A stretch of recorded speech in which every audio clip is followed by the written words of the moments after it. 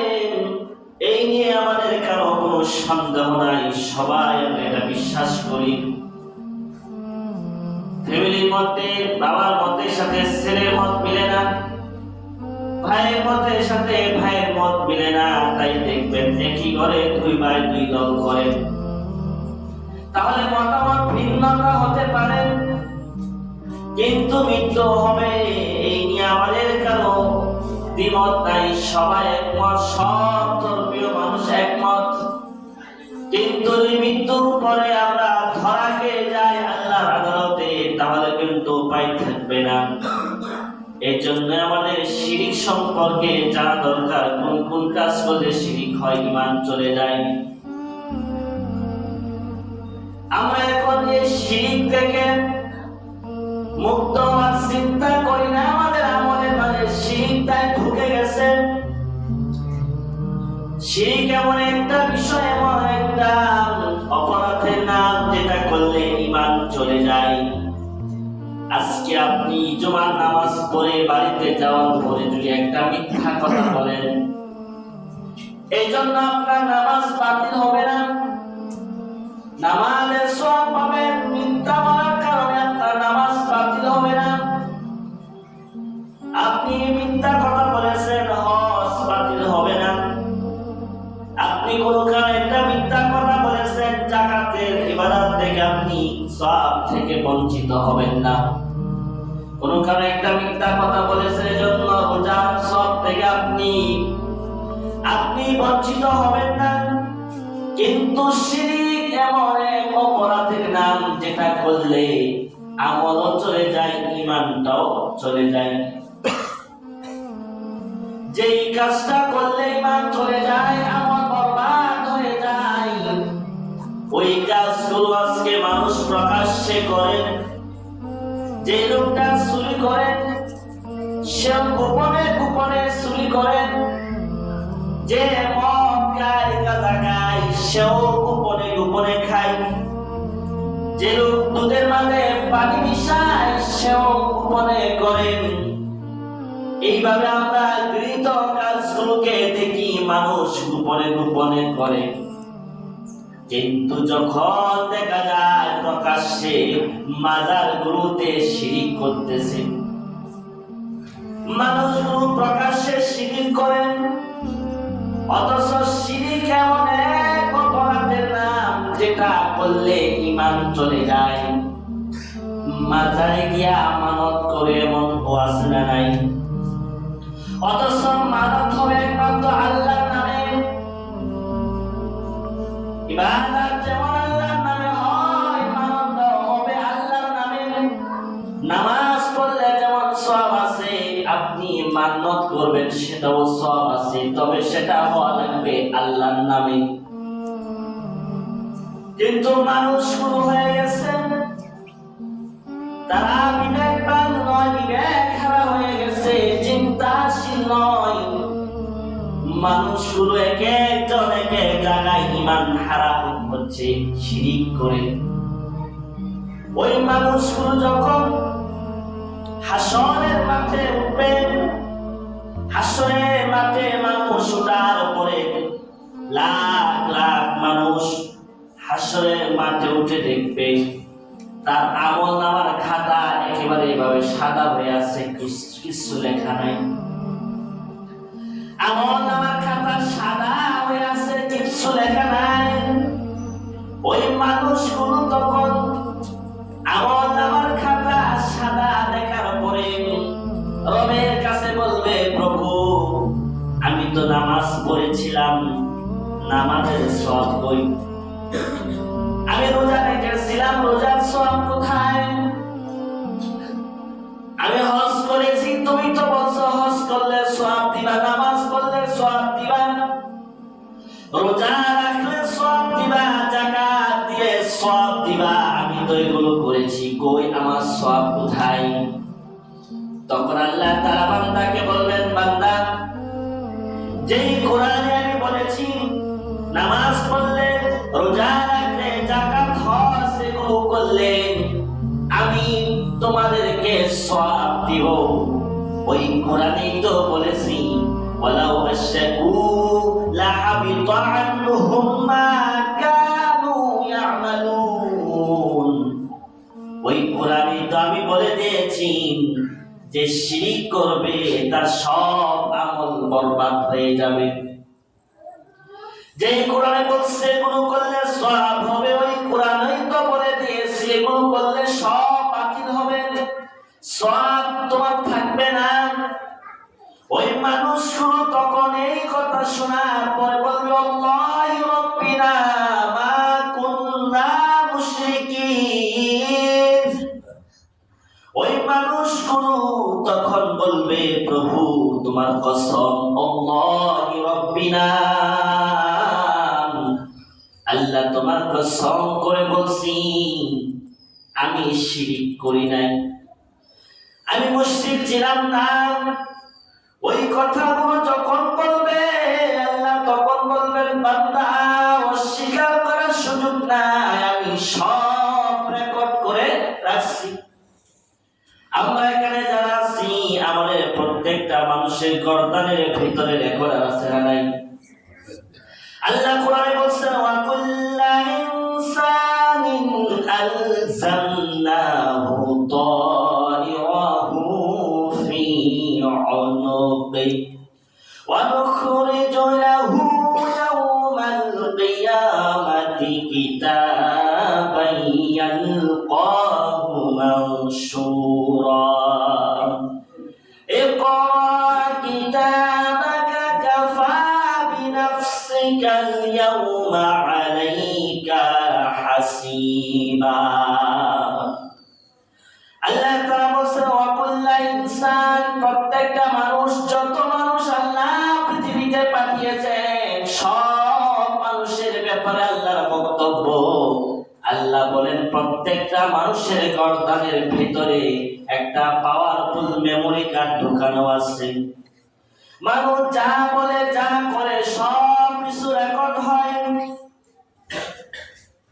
এবার ওই রেকর্ডারে সব রেকর্ড হচ্ছে। আল্লাহ বলবেন অনুখরিজু লাহু ইয়াওমাল কিয়ামাত, হাসরের দিন আল্লাহ তাআলা রেকর্ডারটা গর্দানের ভিতর থেকে বের করে মানুষের সামনে তুলে ধরে বলবেন ইকরা কিতাবাকা কাফা বিনাফসিকা আল-ইয়াওমা আলাইকা হাসিবা।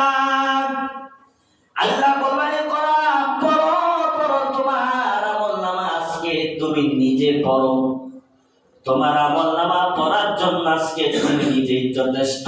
সেদিন আল্লাহ তাআলা প্রত্যেকটা মানুষকে পড়ার মতো যোগ্যতা দিবেন। মানুষ তার আমলনামা দেখে দেখে পড়তে পারবেন সে জীবনে কি করেছেন। আল্লাহ তাআলা বান্দাকে বলবেন সিরিয়াল টু সিরিয়াল মানুষ আসবে আল্লাহর কাছে। আল্লাহ তাআলা তখন বলবেন বান্দা তোমার কি মনে নাই তুমি যে অমুক জায়গায় শিরক করেছো, অমুক জায়গায় শিরক করেছো, বিয়ে করার পরে ৫-৭ বছর সন্তান হয় নাই, ৫-৭ বছর তুমি আমার কাছে চাইছো, ৫-৭ বছর পার হয়ে গেছে, অধৈর্য হয়ে তুমি আমার কাছে চাওয়া বাদ দিয়া তখন তুমি মাজারে গেছো, অমুক তমুক বাবার কাছে গেছো, পীরের কাছে গিয়ে সন্তান চাইছো। অথচ সন্তান দেওয়ার মালিক কে? সন্তান দেওয়ার মালিক তো আল্লাহ, কিন্তু তুমি তো গিয়া অমুক দরবারে গিয়া চাইছো, এর দ্বারা তো তুমি শিরক করে ঈমান হারা হয়ে গেছো। অথচ আমরা সবাই জানি সন্তান দেওয়ার মালিক আল্লাহ। আল্লাহ কোরআনে বলছেন ইয়াহাবু লিমান ইয়াশাউ ইনাসা ওয়া ইয়াহাবু লিমান ইয়াশাউ যুকুরা আও ইউযাব্বিজুহুম যুকুরানা ওয়া ইনাসা ওয়া ইয়াজআলু মান ইয়াশাউ আকিমা। আল্লাহ তাআলা বলছেন ও দুনিয়ার মানুষ শোনো, আমি যাকে চাই ছেলে দেই, যাকে চাই মেয়ে দেই, যাকে চাই ছেলেও দেই মেয়েও দেই, যাকে চাই একটাও দেই না, বন্দা বানায় দেই। তিনি কে? এটা আল্লাহর কথা, আমার কথা নয়। আল্লাহ এগুলো করেন। আফারাআইতুম মা তুমনুন আনতুম তাখলুকুনাহু আম নাহনুল খালিকুন। আল্লাহ তাআলা বলছেন ও দুনিয়ার পুরুষেরা শোনো, বিয়ে করে তুমি তোমার স্ত্রীর কাছে গেছো বটে, কিন্তু তোমার স্ত্রীর পেটের সন্তান তুমি বানাও না আমি বানাই? আল্লাহ প্রশ্ন করতেছেন। তাহলে আল্লাহ তাআলা সব কিছুর মালিক, তিনি তো সন্তান দেন, কিন্তু মানুষগুলো এমন বিবেক খারাপ হয়ে গেছে, আল্লাহর কাছে যাওয়া বাদ দিয়া তখন মানুষের কাছে যায়, পীরের কাছে যায়, মাজারে গিয়া যায়, শাহজালাল রহমাতুল্লাহি আলাইহির কাছে যায়, খাজা মাইনুদ্দিন চিশতি রহমাতুল্লাহি আলাইহি ওনাদের কাছে গিয়া যায়, অথচ সব কিছু দেওয়ার মালিক হলেন আল্লাহ। এজন্য ইব্রাহিম আলাইহিস সালাম তিনি ৮৬ বছর বয়সে কার কাছে সন্তান চেয়েছিলেন? বলেন না, কার কাছে? রব্বি হাবলি মিনাস সালিহিন। আল্লাহ বলেন ৮৬ বছর বয়সে ইব্রাহিম আলাইহিস সালাম আমি আল্লাহর কাছে বলেছেন, প্রভু আমাকে একজন নেককার সন্তান দাও। ৮৬ বছর বয়সে আল্লাহ তাকে সন্তান দিয়েছেন, কারণ তিনি চাইছেন আল্লাহর কাছে। আল্লাহ তাআলার কাছে চাইছেন, আল্লাহ তাআলা ওনাকে দিয়েছেন। এখন তো আমরা এগুলো সব বাদ দিয়া মাজারে যাই, পীরের কাছে যাই, অথচ দেওয়ার মালিক হলেন আল্লাহ। মাজারে যিনি শুয়ে আছেন, ওনাদের প্রতি আমাদের শ্রদ্ধার কোনো অভাব নাই। ওনারা ভালো মানুষ ছিলেন, ওনারা আল্লাহওয়ালা মানুষ ছিলেন। ওনারা কিন্তু বলে যায় নাই আমার মৃত্যুর পরে আমার কাছে এসে চাইও। যদি মৃত্যুর পরে ওনারা কিছু দেওয়ার মতো ক্ষমতা থাকতো, তাহলে গিয়ে দেখবেন মাজারগুলোতে সব জায়গায় গিয়ে দেখবেন মেলা যখন হয় সেখানে গানের আড্ডা হয়, সেখানে গাজার আড্ডা হয়। শাহজালাল রহমাতুল্লাহি আলাইহি অনেক বড় আল্লাহর ওলি ছিলেন, ওনাদের প্রতি শ্রদ্ধার অভাব নাই আমাদের। কিন্তু ওনার মাজারের পাশের দেওয়ালের পাশে গিয়ে দেখবেন একদল লোক কাদা ধরে কাদা খাইতেছে, গিয়ে দেখবেন নিজের চোখে। এখন যিনি শুয়ে আছেন হযরত শাহজালাল রহমাতুল্লাহি আলাইহি, উনি দেওয়ার মতো যদি কোনো ক্ষমতা থাকতো, যারা গাঁজা খাইতেছে লাথি মেরে এখান থেকে ফেলে দিত, বেটা গাঁজা খাওয়ার বুঝার জায়গা পাস না, আমার দ্বারা আইসস। তার মানে কি বোঝা গেল? তিনি মারা গেছেন, ওনার দেওয়ার কোন ক্ষমতা নাই, দিবেন তো আল্লাহ। আর যিনি জীবিত থাকেন তিনিও তো দেওয়ার ক্ষমতা নাই, কারণ যিনি জীবিত উনিও তো আল্লাহর কাছে চাই। তো উনিও আল্লাহর কাছে চাই, আপনিও তো আল্লাহর কাছে চাইবেন, আপনি কেন তার কাছে গিয়ে যাবেন? দেওয়ার মালিক তো আল্লাহ তাআলা, ওনার কাছে চাইতে হবে। কিন্তু মানুষগুলো বিবেকহীন, যার কারণে মানুষগুলো এখন আল্লাহর কাছে চাওয়া বাদ দিয়ে অমুক তমুক দরবারে গিয়ে চায়, মাজারে মানত করে না। মাজারে টাকা দেয় না? মাজারে যে টাকা দেয় এর কত পার্সেন্ট যে লোকটা মাজারে শুয়ে আছে পায়? কত পার্সেন্ট পায়? পায়, টাকা পায়। অন্যরা কথা বলেন দেখো, মাজারে যে শুয়ে আছে টাকা পায়। আচ্ছা বলেন তো, দুনিয়ার কত টাকা ওনার দরকার আছে? দরকার আছে 1 টাকা? ওনার 1 টাকাও দরকার না, 1% ওনার আপনি পাইবেও না। তাহলে আপনি যে দিচ্ছেন এই টাকাটাই কোথায়? অবশ্যই বড় বড় নেতা যারা আছে এরা খায়া পেট করতেছে, মাজারের খাদেমরা খায়া পেট করতেছে। আপনি কেন বুঝেন না? কেন মাজারে টাকা দেন? যিনি শুয়ে আছেন উনি তো পাইবেও না টাকা, আর ওনার কোনো দরকারও নাই। মসজিদের কারেন্ট চলে যায়, মোমবাতি পাওয়া যায় না, কিন্তু মাজারগুলো থেকে দেখবেন দিনের বেলায়ও মোমবাতি জ্বলে। এখন পুরা মাজারের চারপাশে যদি মোমবাতি জ্বালা রাখে, এর কত পার্সেন্ট আলো মাজারের ভিতরে ঢুকবে? 1% ঢুকবে না। আমল যদি ভালো হয়, ওই কবরটাকে কে আলোকিত করবেন? আল্লাহ আলোকিত করে রাখবেন। আপনি ওই সব মোমবাতি এখানে জ্বালায় রাখেন, শত শত মোমবাতি, তারপর 1% আলো সেখানে ঢুকবে না। তারপর মানুষগুলো কত বিবেক হারা, মাজারে গিয়ে দেখবেন দিনের বেলায় 4-3টা মোমবাতি জ্বলে। সেখানে মোমবাতি জ্বালালে মুসলমান যাইতো, সেখানে কোনো হিন্দু যায় না। মুসলমানরা এগুলো করে ঈমান হারা হচ্ছে। এজন্যই তো প্রিয় নবী বলেছেন, ইয়াতি আলান নাসি জামানুন ইয়াজতামিউনা ফিল মাসাজিদ লাইসা ফীহিম মুমিন। রাসূল বলেছেন এমন একটা জামানা আসবে যেই জামানায় মসজিদ ভরা মুসল্লি থাকবে কিন্তু ঈমানওয়ালা থাকবে না। এটা কার কথা? রাসূল বলছেন। রাসূলের কথার মাঝে কোনো সন্দেহ আছে? তাহলে রাসূল বলে গেছেন এই জামানা আসবে যেই জামানায় মসজিদ ভরা মুসল্লি থাকবে, মুমিন থাকবে না। ওই জামানা আরো পরে আসবে না, এসে গেছে। ওই জামানাটাই তো এখন এসে গেছে। তাই দেখা যায় মানুষগুলো এইভাবে এক একজন এক এক জায়গায় গিয়ে শিরক করে ঈমান হারা হয়ে যাচ্ছে। অথচ রাসূল হাদিসে অন্য জায়গায় বলছেন লা তাকুমু সাআতু শাইউন ফিল আরদি আল্লাহ আল্লাহ।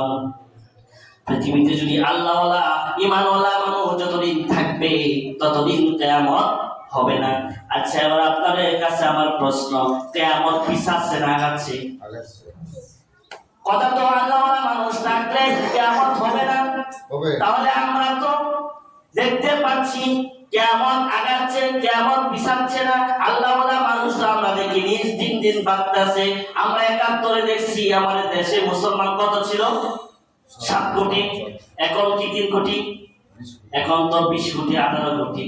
তাহলে বাড়ছে, মুসলমান বাড়ছে, তাহলে তো কিয়ামত আরো পিছনে যাওয়ার কথা। তাহলে আমরা যদি বাস্তবে দেখি কিয়ামত আগাইতেছে, এর কারণ কি বোঝা যায়? মুসলমান বাড়ছে কিন্তু মুমিন কমে গেছে। মুমিন কমে গেছে, মুসলমান নামধারী মুসলমান তারা এক এক জায়গায় শিরক করে ঈমান হারা হয়ে যাচ্ছে। এবার তারা যারা সিরিয়ালে আরেকজন আছে সে বলতেছে আমি তো মাজারেও যাই নাই, কোন পীরের দরবারে গিয়েও সেজদা দেই না, চাই নাই। পীরের দরবারে মাজারে সেজদা দেয় এমন আছে না নাই?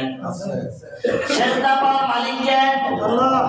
আমরা যখন ইশার নামাজ পড়ি তখন দোয়া কবুল করি, তখন বলি ওয়ানাতু কুমাইয়া ফুজুরুকা আল্লাহুম্মা ইয়্যাকা না'বুদু ওয়া লাকা নুসাল্লি ওয়া নাসজুদু ওয়া ইলাইকা নাসআ। আমরা করি কিনা?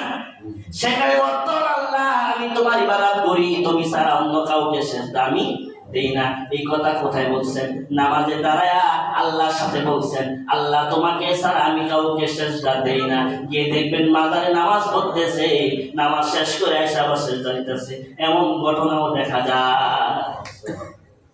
তাহলে আল্লাহর সাথে মাত্র আপনি বলে আসলেন আল্লাহ ছাড়া আপনি কাউকে সেজদা করবেন না, কিন্তু আবার নামাজ শেষ করে এসে মাজারে সেজদা দিলেন, পীরের পায়ে সেজদা দিলেন, ঈমান হারা হয়ে গেলেন। এখন আপনি ধরেন এই অপরাধটা করলেন না, তখন দ্বিতীয় নাম্বার সিয়ারে বলবেন তুমি মাজারে গেছো না, ঠিক আছে, তুমি একটা স্লোগান দিতা, সেটা হলো ধর্ম যার যার উৎসব সবার। এমন স্লোগান শুনেন নাই? পঞ্চম শ্রেণীর 5 যারা পরে পঞ্চম শ্রেণীতে বাংলা বইয়ের মধ্যে প্রথম গল্পে দেওয়া আছে ধর্ম যার যার উৎসব সবার। এটা মুসলমানের স্লোগান হতে পারে না। এটা জঘন্য শিরক, জঘন্য শিরক। আর অন্যায় কাজ কখনো উৎসব হতে পারে না। এখন দেখবেন যখন হিন্দুদের দুর্গা পূজা আসে, মুসলমানের কিছু সন্তান দেখা যায় বড় বড় ব্যানার টাঙ্গায়া, তারপরে নিচে লিখে শারদীয় দুর্গা পূজার শুভেচ্ছা, নিচে লিখে দেয় আলহাজ, নামের আগে আলহাদ আছে। অথচ এই কাজ করার কারণে সেই ঈমান হারা হয়ে গেছে, শিরক করেছে।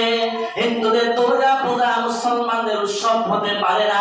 এটা তো জঘন্য শিরক, জঘন্য শিরক। কোন অন্যায় কাজকে উৎসব করা বলা যাবে না, তাকে সাপোর্ট করা যাবে না। রাসূল হাদিসে বলছেন ওয়ালাউ আশরাকু, কোরআনে আল্লাহ তাআলা বলছেন ওয়া ইশরিক বিল্লাহি ফাকান্নামা খাররা মিনাস সামা। যে ব্যক্তি আল্লাহর সাথে শিরক করে সে যেন আকাশ থেকে ছিটকে পড়লো। আকাশ থেকে কেউ ছিটকে পড়লে সে বাঁচবে না, মরবে। তাহলে সে সিংহরা শিরক করে মইরা যাইতাছে। এখন আপনি কে বলতেন উৎসব সবার? কে বলতেন এটা উৎসব? ওই একতারা মসজিদের ছাদে কোনো মুসলমানের ছোট বাচ্চা লাফ দিয়ে পড়ে যেতে চায়, আপনি সেখানে বলবেন ঠিক আছে পড়ে যাও? কোন হিন্দু বাচ্চা হইলে বলবেন না, আপনি তখন বলবেন একে আসো তার বাঁচাও। এটাই তো মানবতা। এখন আপনি ওখানে তাকে উৎসাহ দিচ্ছেন, তাকে বলছেন ঠিক আছে উৎসব এটা করো করো, অথচ এটা জঘন্য শিরক। এই স্লোগান যারা লালন করবে, যারা বলবে, তারা ঈমান থাকবে না। তারপরে সিরিয়ালে বলবে আমি তো স্লোগান দিছি না, তখন বলবে তুমি তো আরেক জায়গায় শিরিক করছো, সেটা হলো তুমি তো স্লোগান দিতা জনগণ সকল ক্ষমতা অশ্ব। ক্ষমতার একমাত্র মালিক কে? আল্লাহ কোরআনে বলেছেন কুলিল্লাহুম্মা মালিকাল মুলকি তুতিল মুলকা মান তাশা ওয়া তানজিউল মুলকা মিম্মান তাশা। আল্লাহ বলেন আমি যাকে চাই ক্ষমতা দেই, ক্ষমতা দেওয়ার মালিক আল্লাহ, জনগণ নয়, জনগণ নয়। জনগণ যদি ক্ষমতার উৎস হতো, আমরা তো দেখি জনগণ বাড়িতে ঘোরাফেরা করে ক্ষমতা চলে যায়, তাহলে জনগণ ক্ষমতার উৎস কেমনে হইল? তাহলে এই স্লোগানটা যে দিবে সেটাও শিরিক হবে, আল্লাহর সাথে শরীক হবে, কারণ ক্ষমতার মালিক আল্লাহ তাআলা। আবার আরেকজন সিরিয়ালে আসবে, আমি তো এটাও বলি নাই, কয় ঠিক আছে, কিন্তু তোমার হাতে আঙ্গুল পাঁচটা আঙ্গুলে পাঁচটা আংটি লাগাই রাখছো, তোমার ধারণা ওই আংটি লাগাইলে এই উপকার হবে, ওই আংটি বিপদ থেকে বাঁচাতে পারবে, এটা আমার এই লাভ হবে, এটা ব্যবসার মধ্যে লাভবান হবে, এমন ধরনের আংটি বাবাও আছে। হাতের মাঝে আংটি লাগাই রাখছে, সে আংটি নাকি বিপদ থেকে বাঁচাতে পারবে, অথচ আল্লাহ কোরআনে বলছেন ওয়া ইন ইয়ামসাসকাল্লাহু বিদুররিন ফালা কাশিফা লাহু ইল্লা হু। আল্লাহ কোরআনে বলছেন দুনিয়ার মানুষ শুনো, আল্লাহ যাকে বিপদে ফেলতে চান ওই বিপদ থেকে বাঁচানোর ক্ষমতা দুনিয়ার কারো নাই। এবার আপনি আংটির উপর বিশ্বাস করেন ওই আংটি আপনাকে বিপদ থেকে বাঁচাতে পারবে, তাহলে ঈমান চলে যাবে।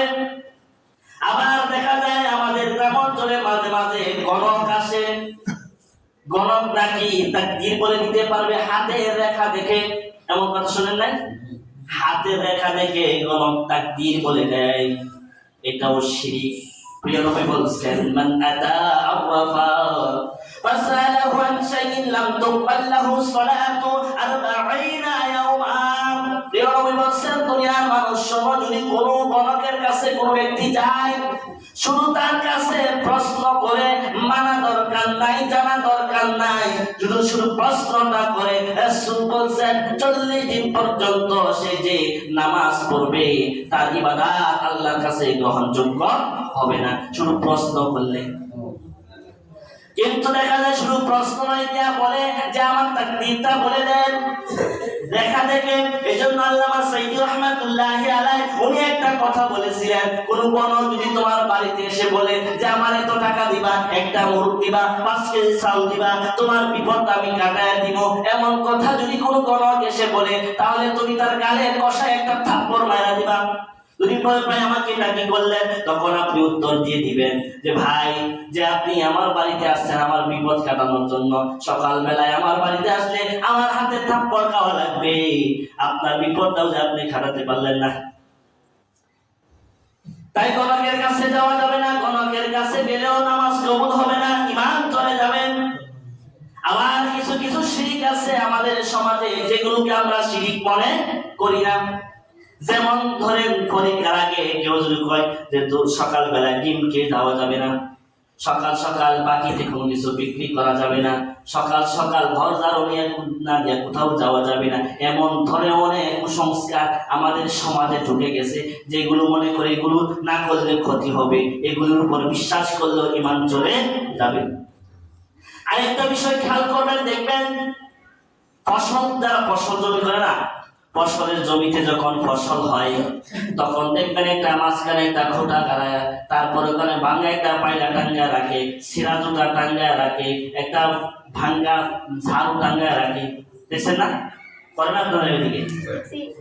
তার ধারণা কি প্রশ্ন করেন কইগুলো লাগালে চোখ লাগবে না, ক্ষতি থেকে বাঁচবে, তার বিশ্বাস তার ওই ফসলকে জুতা বাঁচাতে পারবে, ওই পাইলা ভাঙ্গা পাইলা ওই ভাঙ্গা ঝাড়ু তার ফসলকে বাঁচাতে পারবে, তার বিশ্বাসটা চলে গেছে ওখানে।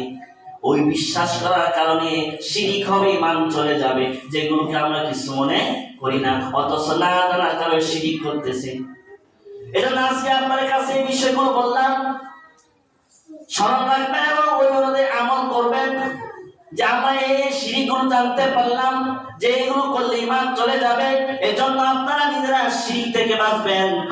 পরিবারে যারা আছেন তাদেরকেও বলবেন এইগুলো কাজ শিরিক, এগুলো করা যাবে না, শিরিক করলে এই ক্ষতি হবে, ঈমান চলে যাবে, আমল বরবাদ হয়ে যাবে, পরকালে নাজাত পাওয়া যাবে না। এগুলো নিজেরা মানবেন, পরিবারকে বলবেন। আল্লাহ তাআলা আমাদের সবাইকে উক্ত কথাগুলোর উপর আমল করার তৌফিক আমাকে আমাদের সবাইকে দান করুন। সবাই বলি আমিন। ওয়া আখির দাওয়ানা আলহামদুলিল্লাহি রাব্বিল আলামিন।